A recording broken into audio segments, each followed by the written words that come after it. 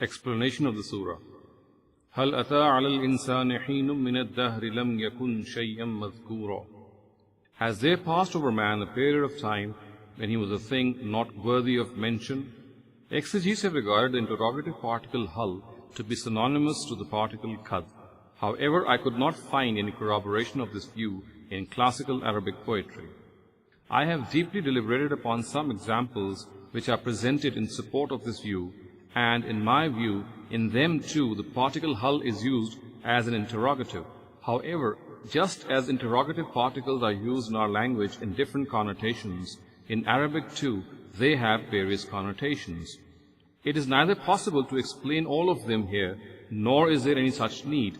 Some of their aspects have already been discussed in previous surahs, and some will come under discussion at appropriate places in the subsequent surahs. Here, this much is needed to be kept in consideration, that a subtle usage of an interrogative sentence is to make an addressee accept something which is a self-evident reality, but he, in spite of acknowledging this fact, deviates from it in practice.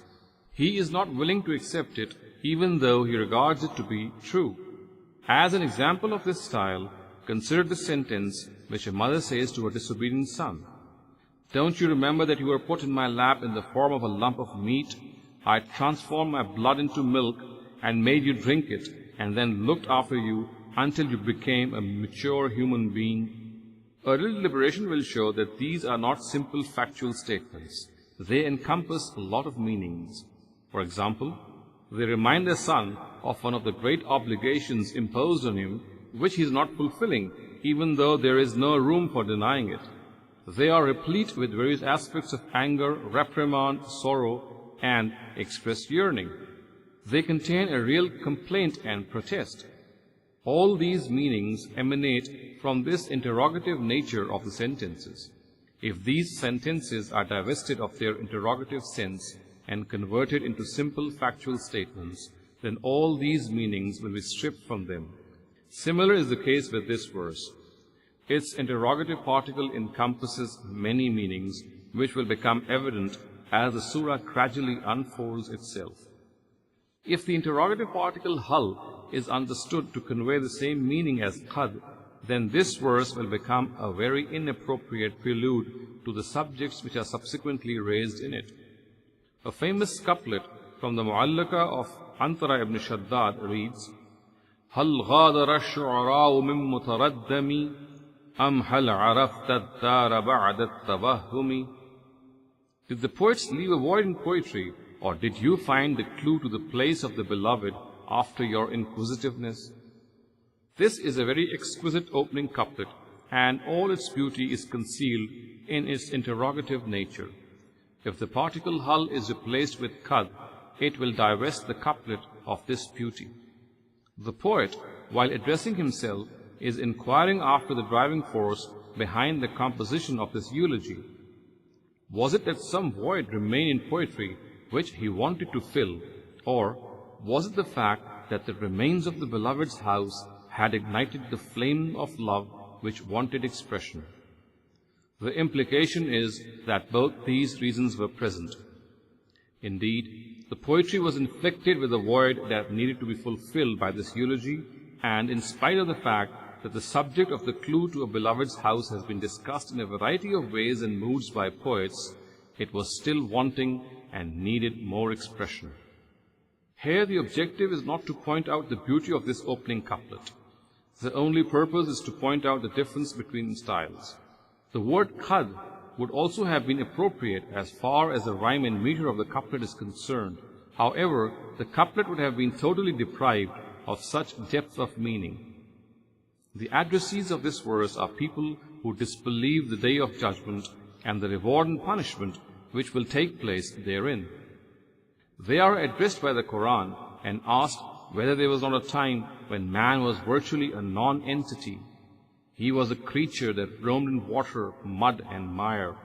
Providence made this insignificant existence pass through various stages, and after training and educating him, made him reach a level in which he became the best of all creatures. The purpose of this question is to induce man to reflect as to why such elaborate arrangements were made by providence for him. Why was he blessed with such great abilities? Was all this done merely so that he eats, drinks, and then dies? Are not some responsibilities imposed on him as a result of being blessed with such favors? Does man not owe some obligations to the being who created him? These questions should arise in every person who reflects on his existence. Man's own being is the closest to him, and every part of him induces him to reflect and ponder. The interrogative nature of the verse is meant to stimulate him towards reflection. If God is beyond man's eyes, his own being is at hand. By deliberating on it, he can witness God's power and providence, mercy and justice. Similarly, if he reflects, he will come to realize that although he has not seen the day of judgment, yet his own intuition contains signs and testimonies of such a day. In fact, so blatant are these testimonies that he cannot deny them unless, of course, he is absolutely stubborn. إِنَّا خَلَقْنَا الْإِنسَانَ مِن نُطْفَةٍ أَمْشَاجٍ نَبْتَلِيهِ فَجَعَلْنَاهُ سَمِيعًا بَصِيرًا. We have created man from a drop of mingled fluid. We continued to turn it over until we made him capable of hearing and seeing. In the preceding verse, attention is directed to the bleak past man had at the beginning of his life. Here in this verse, various phases of his creation are alluded to, every aspect of which is before him, and which are pointing to the reality this verse is stating, which is, man is created from a drop of a fluid. Providence makes this very drop pass through various phases and stages, and then fashions from it a human being who can hear, understand, and use his intellect. Man should reflect on this fact. How can it be difficult for the God who has shown such superb creativity in a drop of a fluid to recreate man?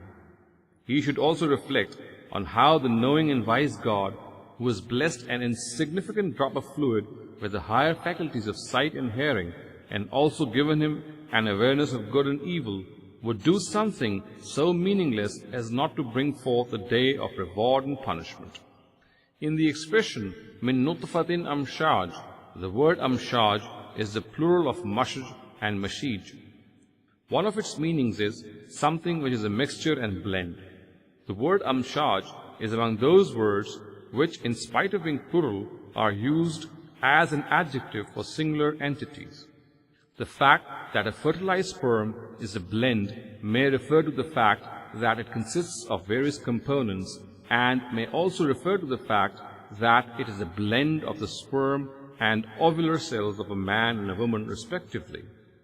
It should be kept in consideration that keeping a balance between various components and conflicting natures so as to produce the right result in accordance with the required objective is not possible unless the whole process is carried out under the supervision of a wise and powerful being. A chance happening cannot produce such a process replete with wisdom and sagacity. Generally, people have taken the word nabtalihi to refer to the cause. Its meaning in this case would be, we have created you to test you. However, had it been used in this causative meaning, it should have been appended with the particle of causation, which is la. It grammatically occurs in the form of an accusative of state or hal, which is entirely different from the meaning of causation. In my opinion too, it is an accusative of state and means we created man in such a manner that we, after making him gradually pass through various phases, perfected him into a cognizant and discerning human being. The word ibtala'un means to test and try out something. When a person tests a thing, he surveys it from various angles, turning it over from side to side. From this meaning, the sense of passing from one phase to another was incorporated into it. Here the word is used in this very meaning. Some exegetes have also adopted this meaning. The various phases and stages after crossing which man's creation culminated are mentioned at various places in the Qur'an. Following are some examples. Ya ayyuhan nas in kuntum fi raybin min al-ba'th fa inna khalaqnakum min turab ثم من نطفة ثم من علقة ثم من مضغة مخلقة وغير مخلقة لنبين لكم ونقر في الأرحام ما نشاء إلى أجل مسمى ثم نخرجكم طفلا ثم لتبلغوا أشدكم. People, if you have doubts on being raised again after death, then reflect on the fact that we created you from clay, then from a drop of water, then from a clot of blood, and then from a lump of flesh, some complete and some incomplete, so that we might fully manifest to you our power and mercy. We then make it stay in the womb as much as we want for an appointed time, and then we bring you forth as infants, then we nourish you that you reach your prime. Surah number 22, verse 5. In Surah Mu'minun, the words are, وَلَقَدْ خَلَقْنَا الْإِنسَانَ مِنْ سُلَالَةٍ مِّنْ طِينٍ ثُمَّ جَعَلْنَاهُ نُطْفَةً فِي قَرَارٍ مَكِينٍ ثُمَّ خَلَقْنَا النُّطْفَةَ عَلَقَةً فَخَلَقْنَا الْعَلَقَةَ مُضْغَةً فَخَلَقْنَا الْمُضْغَةَ عِظَامًا فَكَسَوْنَا الْعِظَامَ لَحْمًا ثُمَّ أَنشَأْنَاهُ خَلْقًا آخَرَ فَتَبَارَكَ اللَّهُ أَحْسَنُ الْخَالِقِينَ. And we first created man from an essence of clay, then placed him in the form of a drop of blood in a secure place. Then we fashioned this drop of water into a clot of blood, then made the clot of blood into a lump of flesh. Then we created bones in it, and then clothed the bones with flesh, then brought it forth as an entirely new creation.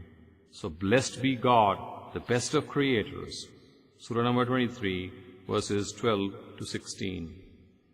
The various phases of creation detailed in the above quoted verses are very concisely referred to in the verse under discussion. The word nabtalihi is used for this gradual passage from one phase to another. It is evident from this that the final product has to pass through many stages. At each stage, Providence tried and tested it well as to whether the prescribed characteristics of each stage had appeared in it or not. The words فَجَعَلْنَاهُ سَمِيعًا بَصِيرًا, or until we made him capable of hearing and seeing, summarize all this grand arrangement. Either man was once an insignificant thing, unworthy of mention in the form of water, clod, mud, and clot, or there came a stage when the Almighty blessed him with the high qualities of seeing and hearing. The words then brought it forth as an entirely new creation of Surah Mu'minun quoted above refer to this second stage. The words Sami'un Basir actually symbolize all higher traits and abilities of man.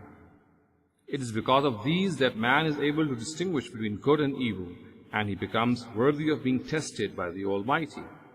This test relates to whether man adopts the right path and thereby becomes a grateful person to God, or deviates from it and becomes an ungrateful person who is unappreciative of the favors of God. An obvious consequence of this trial is that those who honor and value their traits and abilities should be rewarded, and those who do not should be punished.